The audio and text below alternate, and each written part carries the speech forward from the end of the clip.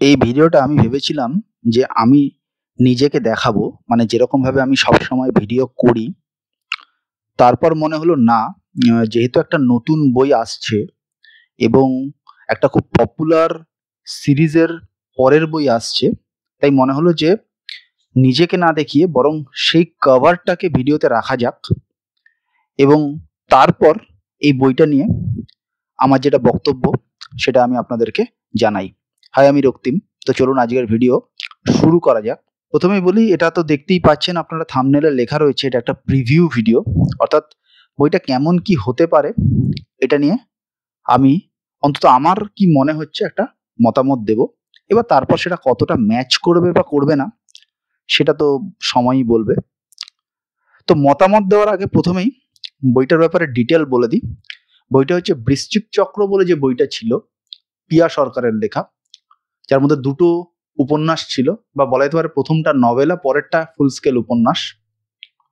সেই উপন্যাসের দ্বিতীয় গল্পটাকে যদি আমি একটু মানে রিক্যাপ করে দিই, তাহলে এটা মাওবাদী অধ্যুষিত আহ, জঙ্গলমহলে একজন টিচারের নিখোঁজ হয়ে যাওয়া এবং সেখান থেকে একটা শকিং ট্রুথ বেরিয়ে আসা, সেটা নিয়ে এই উপন্যাস, যার নাম বৃশ্চিক চক্র। অর্থাৎ বইটায় দুটো উপন্যাস ছিল, তার দ্বিতীয় উপন্যাসটা নিয়ে আমি কথা বলছি। প্রথম উপন্যাসটার প্লট লাইন আমার অতটা মনে নেই, আর ওটা অতটা বড়ও নয়। ওটা সম্ভবত ওই ফেলুদার গোয়েন্দাগিরি বা ওই টাইপের, মানে জাস্ট দর্শনাকে অ্যাপিয়ার করানোর জন্য উপন্যাসটা লেখা হয়েছিল।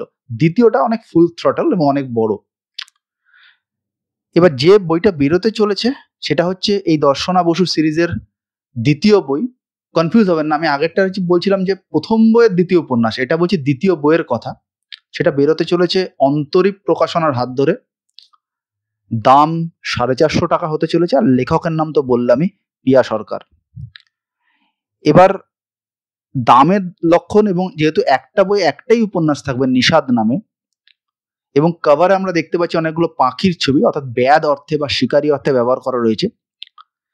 দাম এবং এতটা সময়, মানে আমি প্রথম বই দেখতে পাচ্ছি যে নভেম্বর 2021-এ বেরিয়েছে, আর দ্বিতীয় বই বেরোচ্ছে হচ্ছে জুলাই 2025, প্রায় 4-4.5 বছরের গ্যাপে। সম্ভাব্য প্রকাশকাল হচ্ছে 26শে জুলাই, শনিবার।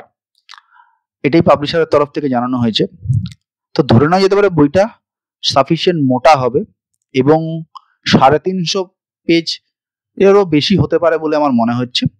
না হলে 300 পেজের উপরে তো হবেই লেখাটা, এটা আমার মোটামুটি আমি নিশ্চিত এটা বুঝতে পারছি। এখানে একটা কথা বলি, গত কয়েক মাস ধরে লেখিকার প্রোফাইলে, ফেসবুক প্রোফাইলে দেখছিলাম উনি কলকাতার বিভিন্ন রকম জায়গায় যাচ্ছেন এবং ছবি দিচ্ছেন। এবার এই ছবিগুলো দেখে তখন আমার মনে হয়েছিল হয়তো এমনি ঘুরতে টুরতে যাচ্ছেন, ব্রেকফাস্ট জয়েন্টে ব্রেকফাস্ট খেতে যাচ্ছেন, কারণ এখন ইউটিউবের বাজার, বহু ফুড ব্লগার বহু জায়গায় দিচ্ছে অনেক রকম ব্রেকফাস্ট জয়েন্ট, কেউ খামেরি রুটি, কেউ বাকরখানি রুটি, অনেক কিছু দিচ্ছে।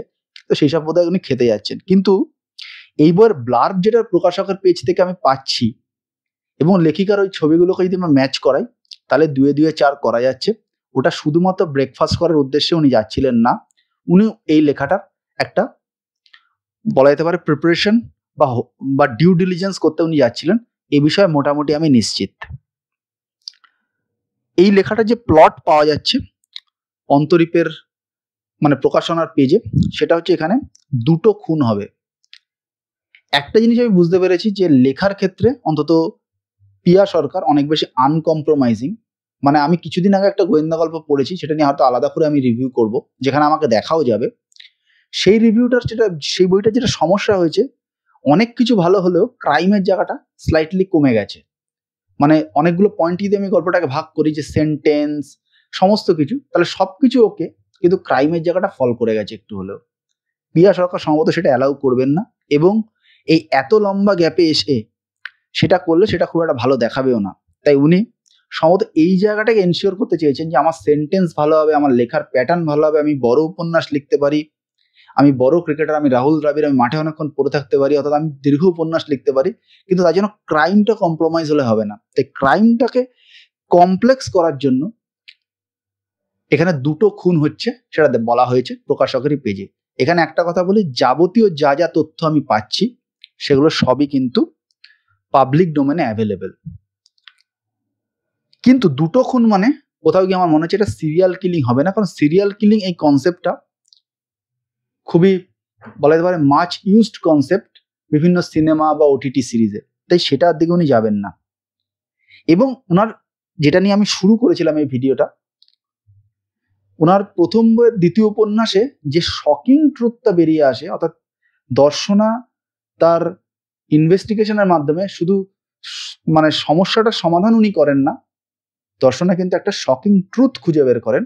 এই শকিং ট্রুথ কিন্তু এই লেখাতেও বেরোবে, কারণ সেরকমই ইঙ্গিত যে ব্লার্বটা পাচ্ছি, সে ব্লার্বে পাওয়া যাচ্ছে। এটা নিয়ে আমার মধ্যে কোথাও কোনো কনফিউশন নেই। এবার যেহেতু কলকাতার আর্মেনিয়ান ঘাট বা এই সমস্ত অঞ্চলের একটা ব্যাপার এখানে থাকছে, তাই স্বাভাবিকভাবেই ওই সমস্ত কলকাতার একটা খুব সুন্দর বর্ণনা এবং লেখার মাধ্যমে ছবি আঁকার একটা ব্যাপার কিন্তু থাকবে, এবং আমরা কলকাতার একটা খুব সুন্দর পিক্টোরিয়াল রিপ্রেজেন্টেশন থ্রু রাইটিং আমরা কিন্তু দেখতে চলেছি। এটা নিয়ে কোনো আমার ভেতরে কোথাও কোনো ডাউট নেই। আরো একটা কথা বলবো, সেটা হচ্ছে এই আর্মেনিয়ান ঘাট বা এই সমস্ত এরিয়াগুলো হচ্ছে কলকাতা পুলিশের জুরিসডিকশন এরিয়ায়।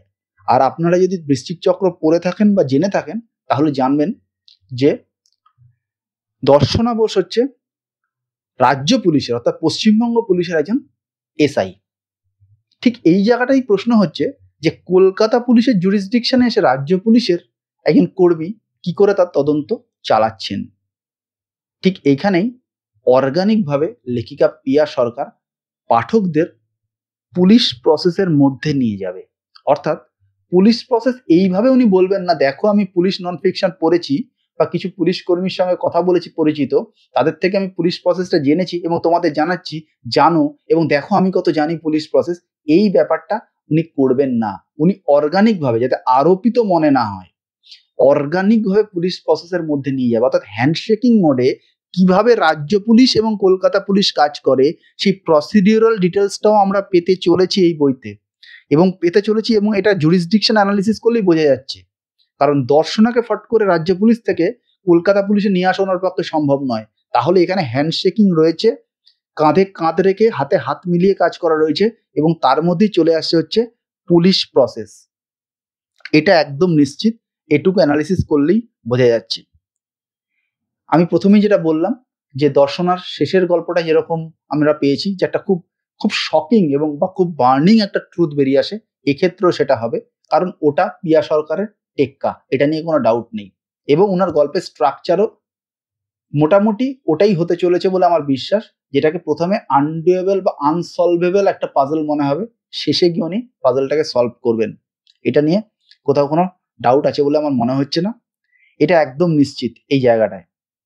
আর মোটামুটি যেহেতু দীর্ঘ সময়ের ব্যবধানে দুটো লেখা বেরোচ্ছে, তাই স্বাভাবিকভাবে ধরেই নেওয়া যেতে পারে উনি বাক্য বা গল্পটাকে বলা, কারণ গল্প বলার যেটা মূল আর্ট সেটা হচ্ছে কতটা খেলিয়ে খেলিয়ে বলা গেল। কারণ প্রথমেই তো লেখকের মাথায় জানা আছে, রাইট? বা প্রথমে না হলে কিছুটা পরে সে ফাইন টিউন করে জেনে গেছে যে এ আমার ভিলেন, ও আমার অমুক তমুক, এই পুরো ব্যাপারটা জানা আছে, কিন্তু সেটাকে কতটা খেলিয়ে খেলিয়ে বলা যায়, সেই খেলানোর ব্যাপারটা আশা করা যায় ভালোই হবে। তখন দীর্ঘ সময়ের গ্যাপে কিন্তু এটা আসছে।